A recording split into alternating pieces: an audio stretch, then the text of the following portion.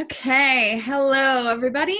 I hope this is working. So I'm recording through Zoom so that I can share my screen with you so that I can talk to you about the supplemental assignments that are going with your argument research paper now that you're finished with your synthesis. So one of those assignments that we're definitely sticking to is going to be your paper proposal and presentation. Now, obviously the presentation part may need some adaptation now that we're in our online format. But basically, let's start with what a proposal is. So a proposal is essentially a short form, sort of a prose outline of what your paper is going to be. Now, these are actually really common in academia, but also in your professional spheres. And so one of the reasons I'm having you do proposal is because I don't want you to be like me, who, when applying to grad school, had to write a proposal for the first time and had no idea what they were doing, or when I wanted to do a conference and present part of my paper for my PhD, I was likewise confused, like, what's an abstract? And like, oh, it's a proposal, but I was confused and I didn't know what I was doing. And I think understanding what proposals are could be a real boon for you, for some of you in your future careers, whether you do want to apply to grad school or whether you do want to be involved in conferences and other types of publications and advancing your career. I also just think this is going to be helpful in a rhetorical perspective because an 8-page paper is pretty long. And some of you feel probably that's a little daunting. And the proposal should help make that a lot easier because you can do essentially get an overview of everything in your paper in 1 to 2 pages as opposed to the full 8 to start. So I find the proposals a really helpful exercise regardless of whether you ever use them in the future. So like I said, your proposal is going to be about 1 to 2 pages. It shouldn't be any more than 2. And it's going to be in MLA or AP format, whichever you decide. But here's the big thing that we used to do is that you were used to present your material and answer questions in class about that. And obviously that's not going to work so much anymore. So there is a link to submit on Blackboard for your electronic copy, so the written version. But what I'd like to do is next week is have you submit your audio version or presented version to Slack in the second half of the week. So what I'm looking for essentially, class discussion, is that in this area, there's a way to attach files, including video files. So for instance, if I do here, this is an MP4 that I did for my English 200. I could open and attach that. Generally this is going to be because, no, mine's 7 minutes on this one. If you can see, that one's not going to attach. But your presentation, since you're only going to be reading up to 2 pages, really shouldn't be very long. Hopefully only 3 to 4 minutes, really. So you should be able to attach and submit that file, or you can give a link to a YouTube version of you reading your proposal is basically what I want, because I still want to keep this dynamic again that we're seeing each other, we're listening to each other, and when you submit in Slack, I want everyone to take turns sort of commenting, offering some feedback and whatnot. And I'm not going to give that a specific time restriction at the moment. I may rethink that after I've done this video, but if I do, it'll be in your plan of action for next week. So, all right. So now that you've talked a little bit about the proposal, submitting the proposal, again, which you'll be doing on Blackboard, under submissions, paper proposal, that's where you'll submit. What is a proposal? What should it look like? What should be included? And so if you go under Blackboard one more time, so under content, there is paper proposal format. So what does that look like? And this is it. So obviously MLA, APA, your cover page, headings, all of that will stay the same. This is really basically just going over what the format in your body of your proposal will be. So in paragraph format, the following content. There's the research topic question, your thesis statement, importance, argument methodology. Those are the 5 things. So a little more in depth about what those are. Your research topic or question. What led you to this thesis? What conversation are you responding to? For you, that's going to be your myth. What is your myth? All right. And the question is that myth true or not? In what way is it true or not? Becomes your thesis statement in 1 to 2 sentences. So this format's going to basically stay the same as what we've been practicing. And for you, it's going to be myth, true, not true, why? It's pretty much what we're looking at for you. Now, there is an option where you can include what interests you in the subject. That's optional. You don't have to include that, but obviously, since these are myths within your major or related to your major, then they should in some way be an interest to you, and you can decide whether to include that if it has any value or engagement for your introduction. So essentially, this is the first paragraph of your proposal. All right. The really great thing about also doing the proposal is you can reuse material from this in your paper. And a lot of people just turn their research question and thesis statement, introduction of the proposal, into the introduction for their paper. And that's completely fine. I'm on board with that. It's again one of the reasons I have you do the proposal. So then there's your importance. So importance being what's already been said about this, what's my background on this research question and your thesis, and why do I care that you're answering the question in the first place? What is this going to add to current theories, ideas being discussed? What's the scope of your thesis? What's the purpose of your thesis? What do you want to get out of this? So this might be where you clarify your argumentation. What part are you trying to persuade or change? Who's your audience? Are they going to get something out of this? Are you geared towards a more specific audience than most conversations do? And that's what's valuable about this. Are you providing a different solution, even though lots of people have already assessed that this isn't true or is true as a myth? So that's the importance part. And that's your second paragraph, right? Then we have essentially what's the other half of your paper. The proposal, most of it's going to be based around argument and methodology. Now, technically, these are 2 things, but they work together, which is why I have them listed together. So this is, like I said, this is the biggest part of your proposal. It should be at least as long as your research question importance, if not longer than those sections combined. So this is the outline. What points are you going to make? How are you going to make them? And that's the methodology part. Now, by this point, if you've taken the reading quiz for the Macintosh Fort Gang pieces, and of course, we're going to be talking more about methodology in our discussion on Wednesday, as well as I'm going to be including some more details about methodology here at the end of this video. But methodology basically is an overview of what kinds of material and how you're going to be constructing proof for your points. So this is your logical reasoning. Some of you might create original surveys. That would be cool. I've had people do that in the past. You might be doing interviews with people. Those essentially would be what you would give me. Now, for instance, let's say you're going to prove a statistical rise in this topic. In order to support this point. That's what you would tell me.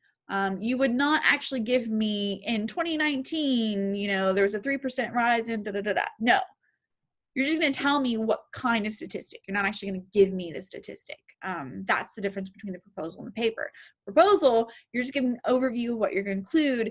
In your paper, you actually include those things. So in fact, in the argument methodology section, you can even say things like, I will include, I will be writing, I will give an overview of. That's fine because I want you to tell me what your paper is going to look like, and that's how you're going to do that in the argument methodology. So Argument are the points you're going to make.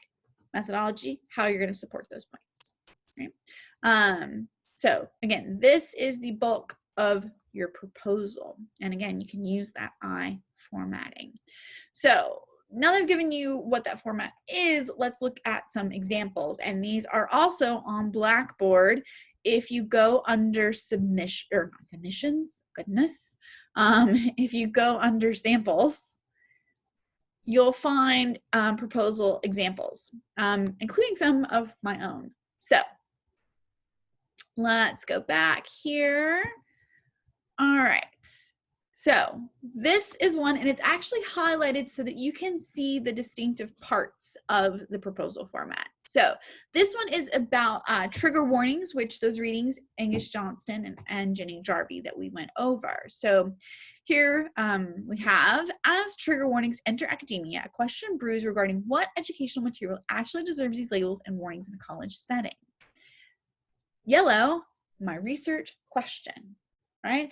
It's not actually phrased as a question, but it does imply it and even uses the term question. However, despite the well-meaning intent, the use of trigger warnings is too excessive in these scenarios and could lead to large issues of censorship, right? There's my thesis. I am anti-trigger warnings, and I explain to you why, what my concerns are, right? So, specific thesis. Remember, limited subject, attitude or opinion. All right. Then I have my importance. The motivations for including trigger warnings stem from a desire to keep students from being distracted. However, it also creates issues about the material they're potentially missing. By addressing the overuse, we can come to better alternatives about how to serve the students' needs, but understand the function of triggers and the dangers those pose with student abuse, and thus better prepare them for realities of an abrasive world. So the sentence structure is a little clunky. This was a practice student exercise for me a few semesters back, but it does hint at what's the current conversation, motivations for trigger warnings, what my paper's hoping to do by doing the overuse, find better alternatives. So acknowledging the motives are correct, but making this more effective in the long run and for these reasons, right? So that's my importance. Then I get into my argument methodology. So we've got two shades of gray, because again, these are closely related. So I will begin with a history of the trigger warnings as they move from online forums to academic in order to address the slippery slope associated with their use. So I have my methodology. I'm going to include a history of this. That's my methodology to make this point, the slippery slope associated with their use, right? I will follow with an analysis of how rhetoric works, as well as the unpredictability of triggers. So an analysis of, discussion of rhetoric, that's my methodology, which will enforce this point, undermine the viability of using trigger warnings in the classroom. Right? Finally, I will include examples from colleges and students seeking to overly label commonly improved material to show how excessive trigger warnings have become. So I'm going to include examples of this. I'm not actually giving you the examples. I'm just saying this is what they'll be about. Methodology with my point or argument to show that they've become excessive. So I'm going to prove that they can become excessive, that they're not really good for the trigger, and that they already have become excessive, and that's a problem. So those are my points, and then my methodology, how I'm proving each of those points. So some of you may go back and forth. Some of you may give an overview of all of your arguments and then your methodology. Some of you will lead with your argument, then your methodology, as opposed to here, where's methodology, then argument. All of those are options. But again, as you'll notice, I will. You can tell me exactly what you're going to do. This is one of the few times I is okay. All right. So, there's another one here. Some things I want to point out that's different. I do have the optional, as a professor in a community college, I need to prepare my students to learn material effectively is a crucial element of pedagogy. So here's an example of like what that optional interest is, identifying where I'm coming from in writing this paper. You know, so, and again, same thing. First, I will address this in order to show this. The highlighting color is a little different here, but mostly close to the same so that you can make those comparisons of some differences. But again, just another example here of what some of these components of the proposal look like. If you want to go over those, again, these are under samples. So now the question is, can you find it in other material? And in fact, under samples, under these, the proposal examples, other previous semesters, those aren't highlighted. So it might be good practice for you to go back and see if you can identify each component yourself. But I'm also doing that, including an example of my own abstract. So this is one I did for a conference that I got into based on this abstract.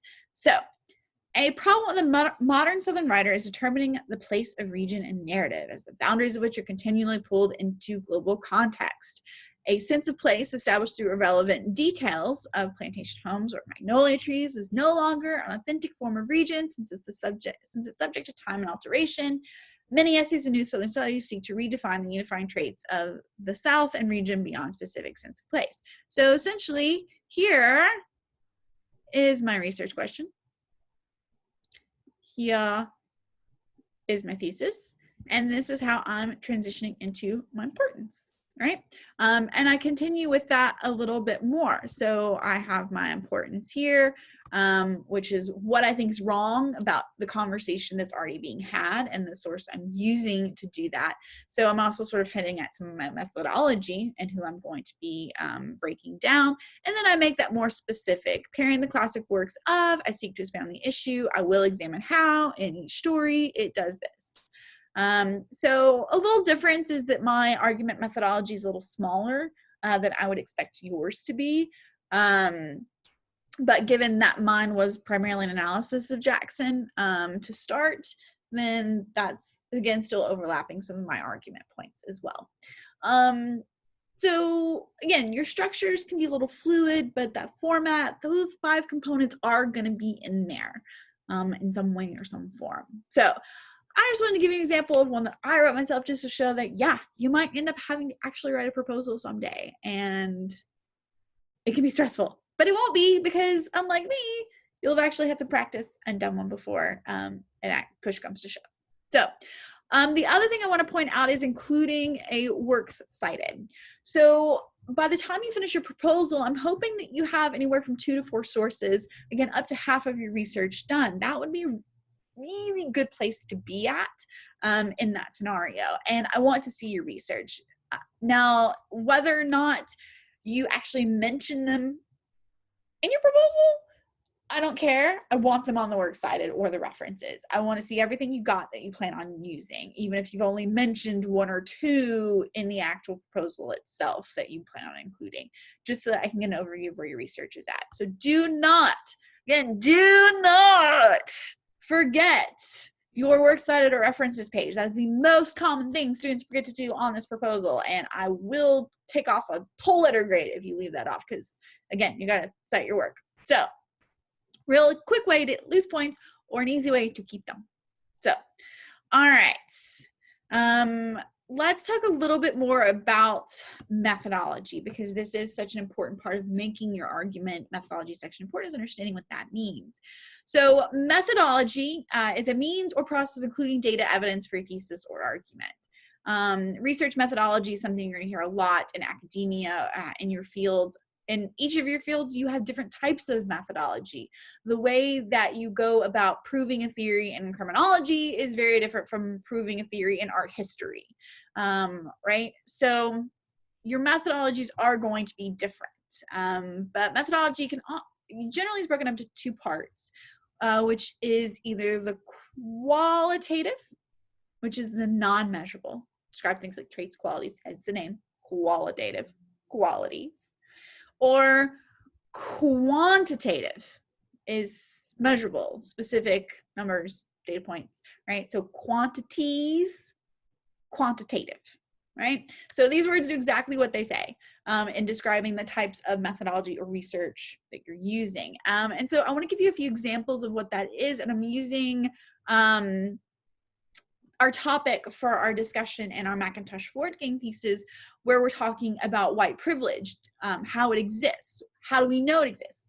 Because of course, a big part of that is people still struggle to accept that that's a reality in our world, that there is such a thing as white privilege, or that privilege in general ever exists. And so having a strong methodology makes those things easier to prove, right? So if we look at it through the idea that white privilege exists, how do you prove that? So we do it in entertainment. Qualitative is the types of roles for people of color in film or TV. The fact that throughout media's history, Black women relegated to maid characters or over-sexualized female bodies. You also can look at Latinas having similar issues, that Latina women being particularly stereotyped as maids and things like that. And so the kinds of roles they get are very one-dimensional or very narrow or stereotypical, right? So that's the qualities or traits of data that we could use essentially to prove a white privilege or racial bias in the entertainment industry. Then there's the actual specific numbers. Well, how do we look at real data that's measurable, right? As opposed to more subjective elements of the qualities. So quantitative would be the number of roles or speaking parts for people of color. And in fact, I love Gina Davis. She's done one movie. She actually helps run an Media Institute that's all about gathering data on speaking roles. They're particularly oriented towards gender, but they also do include things on race, given that there is intersectionality and difference between what white women experience and what women of color experience. And that's something they acknowledge as well, is that speaking roles might be less for women, but even less for women of color, or they get paid less. So that salary data, that also is something that we can look as a measurable way in which race is defining certain amounts of privilege in the entertainment industry, right? What we could look at education. How can we show that there is white privilege in the education? So qualitative, we could look at the fact that in neighborhoods that are predominantly Black, what kind of textbooks or education tools, what are the conditions of the schools and the busing in those neighborhoods, so literally the quality of their environments. How is it different from those in predominantly white neighborhoods? Then there's quantitative. Again, money is a really good measure for things like this. What kind of funding is being allocated to those schools? What kind of test scores do we see to sort of indicate a disproportionate focus or disproportionate opportunities in Black neighborhoods compared to white neighborhoods? I think that cut off.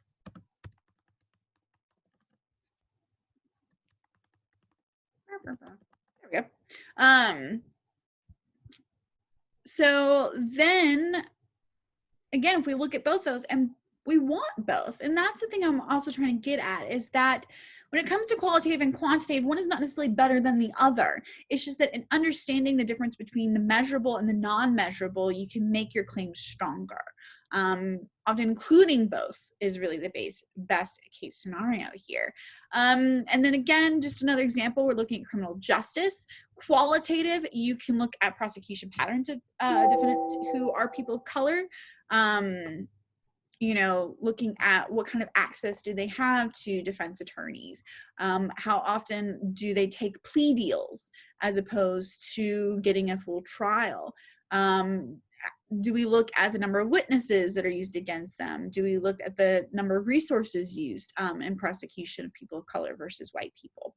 Then there's quantitative. We can actually compare the length of sentences between white people and people of color. And of course, statistically, this data is already out there. And yeah, for similar crimes, they're much harsher, longer sentences for defendants who are people of color than if they're white counterparts. So again, the numbers are out there, the qualities are out there. These traits exist in our society. And of course, being aware of them, having this methodology allows us to talk better about them. And if you were writing a proposal, like you're about this, understanding how to break down or what evidence you're looking for will make that proposal sound stronger, more academic. And again, that ethos part, right? Credibility, right? Having strong methodology. So I'm hoping these examples help in understanding what your methodology is, what you might include. And of course, hopefully this also helps with your proposals. So if you have questions on your proposals, again, this is pretty much all you're going to be working on next week. I just want you to work on your proposals, doing your research, putting together your 1 to 2 pages, so that towards the end of the week you can submit. And again, your plan of action for next week will have more details about when to submit on Slack and on Blackboard. So yeah, if you have any questions, email me, send me a Slack message. Otherwise, hop to.